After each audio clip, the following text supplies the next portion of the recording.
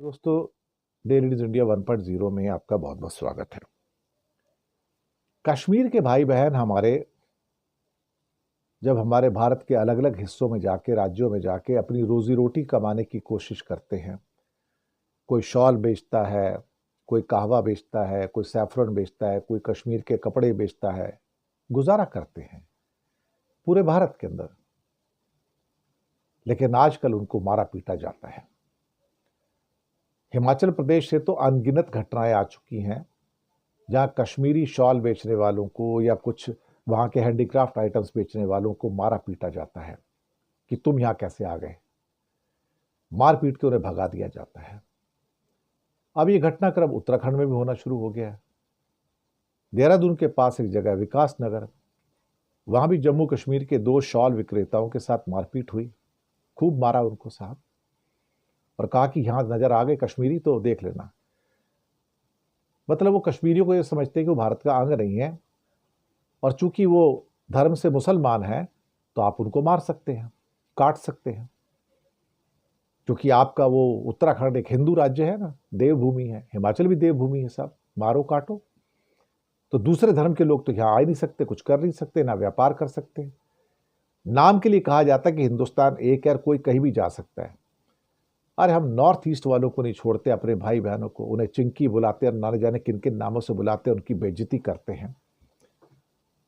वाहियातपना, बेहूदगी, बदतमीजी में और असभ्यता में तो हम हिंदुस्तानियों का कोई मुकाबला ही नहीं है। हम तो अपने देशवासियों के साथ मजाक करते हैं, उनके साथ मारपीट करते हैं, उनका मजाक बनाते हैं। नॉर्थ ईस्ट वालों को मजाक बनाते हैं। हमारे उत्तर भारत के लोग, दक्षिण भारत के सारे उनके बंदे उनको मद्रासी नजर आते हैं सारे के सारे। उन्हें एक गाली दे के ये सारे मद्रासी हैं।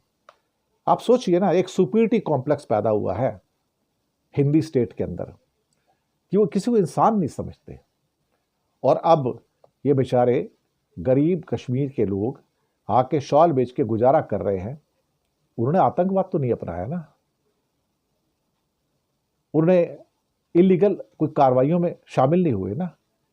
शॉल ही तो बेच रहे हैं, रोजी रोटी तो कमा रहे हैं। कहीं भी कमा सकते हैं भाई, देहरादून हो, विकास नगर हो, बंबई हो, कोई भी हो, या मद्रास हो, कहीं भी हो।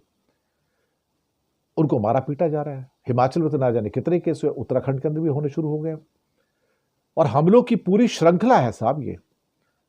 और अब उमर अब्दुल्ला साहब ने बात किया पुष्कर सिंह धामी के साथ में कि भाई क्या हो रहा है अल्टीमेटली, हम क्या आपका हिस्सा है कि नहीं है, इस इंडिया का हिस्सा है या नहीं है। तो कश्मीर के लोग अपनी जान को लेकर डर में जी रहे हैं। उमर अब्दुल्ला का कहना है कि जहां भी होगा हम इंटरफेयर करेंगे और कहेंगे कि हमारे लोगों के खिलाफ ये सौतेला व्यवहार क्यों हो रहा है, क्यों मारा जा रहा है हमारे लोगों को। क्योंकि वो कश्मीरी हैं, क्योंकि वो मुसलमान हैं, तो उनको मारो, उनको धंधा मत करने दो। अब कहने को उत्तराखंड के सीएम ने बोला है कि हाँ कड़ी कार्रवाई करेंगे, लेकिन क्या मुझे लगता है कि क्या कार्रवाइयां होंगी।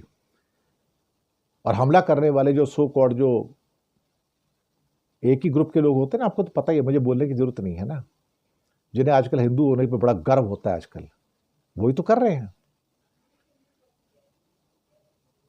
ये हो रहा है, ये नया भारत है।